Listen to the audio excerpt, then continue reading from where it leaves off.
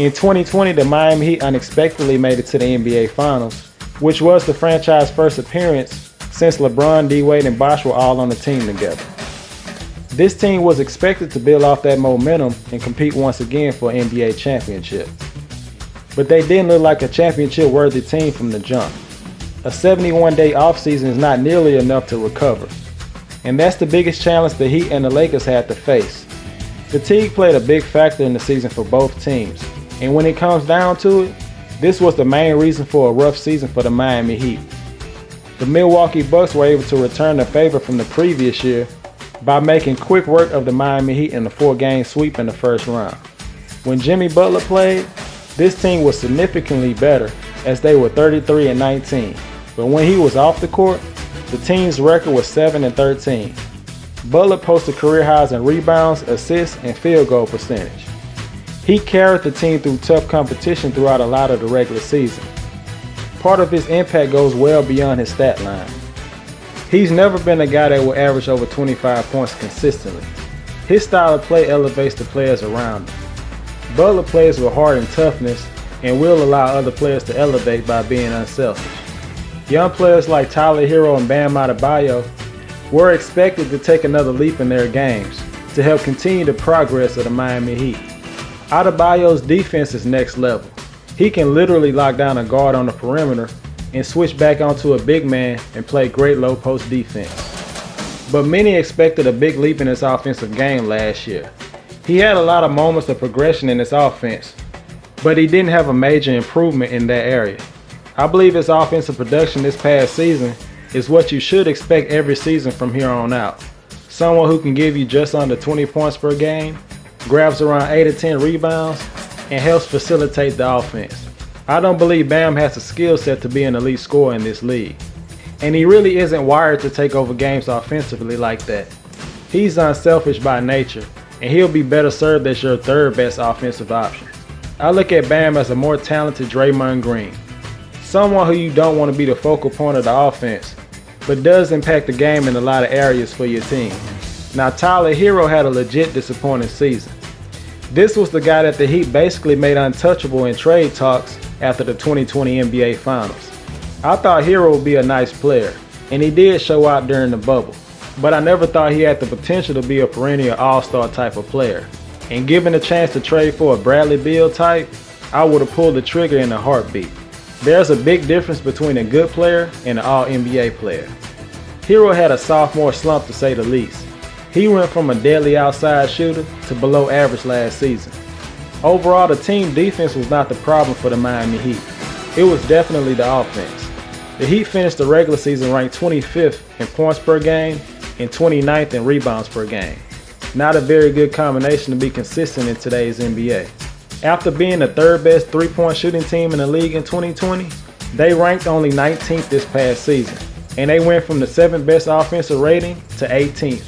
And they completely crashed and burned in the playoffs against the Milwaukee Bucks. Their two best players, Butler and Adebayo, simply did not show up, and they were horrible giving up offensive rebounds all season. And the Bucks punished them even more in their first round series. The Heat was expected to go all in this offseason. They wanted to make a big splash. They had two players on team options in Andre Iguodala and Goran Dragic, which gave them the ammunition to pull off a big move. The Heat have been looking for a veteran all-star caliber point guard for the longest time.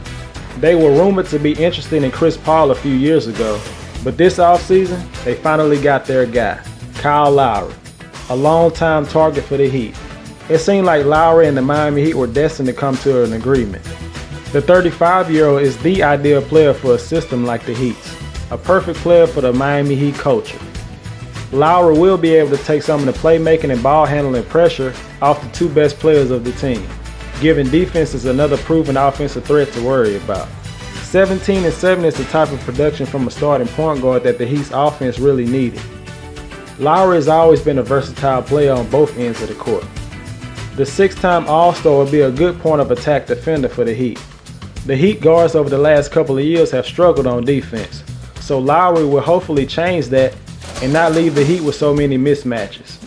The biggest loss from the 2020 team was the loss of Jay Crowder, a 3-and-D guy who can get physical and nasty with the opposing player. He continues to prove his worth currently with the Phoenix Suns. And there's a reason why he's been to the NBA Finals 2 years in a row.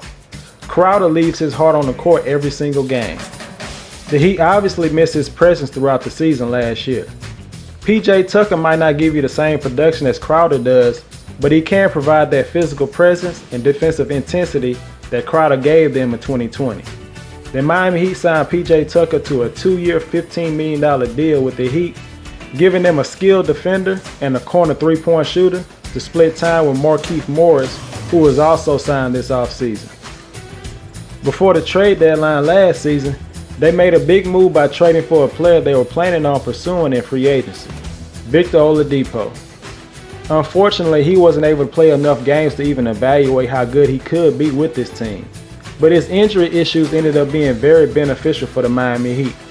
They were able to sign Oladipo to a veteran's minimum deal, a far cry from the $45 million offer he got from the Houston Rockets during last season. He's on schedule to return back from his knee injury sometime in December, and he more than likely will be the backup point guard, playing alongside Tyler Hero in the backcourt. This was a low-risk, potentially high reward for bringing back Oladipo on a minimum deal. Veteran players like Lowry, Tucker, and Morris can take some of the pressure off the young players.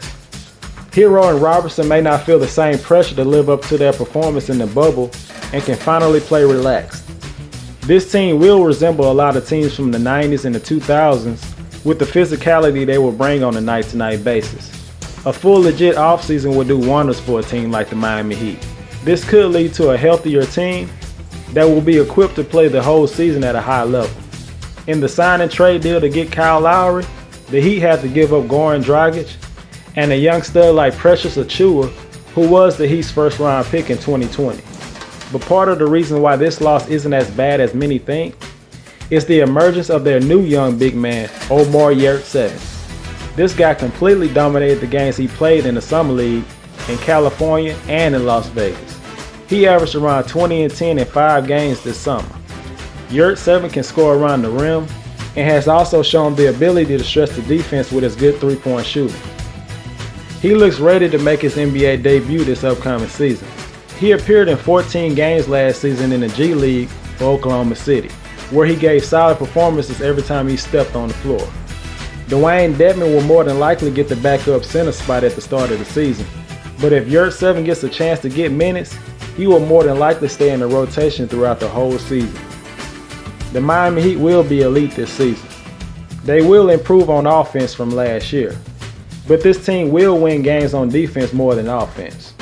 The offense will be more balanced than it was last season.